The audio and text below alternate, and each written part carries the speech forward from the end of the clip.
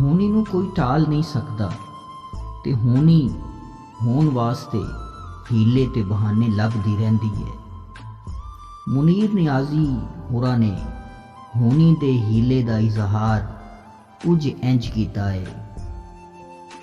ਕਿਸ ਦਾ ਦੋਸ਼ ਸੀ ਕਿਸ ਦਾ ਨਹੀਂ ਸੀ, ਇਹ ਗੱਲਾਂ ਹੁਣ ਕਰਨ ਦੀਆਂ ਨਹੀਂ।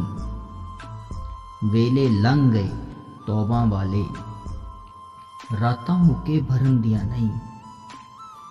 ਜੋ ਹੋਇਆ ਇਹ ਹੋਣਾ ਹੀ ਸੀ ਤੇ ਹੋਣੀ ਰੋਕਿਆਂ ਰੁਕਦੀ ਨਹੀਂ। ਇੱਕ ਵਾਰੀ ਜਦੋਂ ਸ਼ੁਰੂ ਹੋ ਜਾਵੇ ਗੱਲ ਫਿਰ ਐਵੇਂ ਮੁੱਕਦੀ ਨਹੀਂ। ਕੁਝ ਉਂਝ ਵੀ ਰਾਵਾਂ ਔਖੀਆਂ ਸਨ, ਕੁਝ ਗੱਲ ਵਿੱਚ ਗਮ ਦਾ ਤੌਕ ਵੀ ਸੀ, ਕੁਝ ਸ਼ਹਿਰ ਦੇ ਲੋਕ ਵੀ ਜ਼ਾਲਮ ਸਨ, ਕੁਝ ਮੈਨੂੰ ਮਰਨ ਦਾ ਸ਼ੌਕ ਵੀ ਸੀ।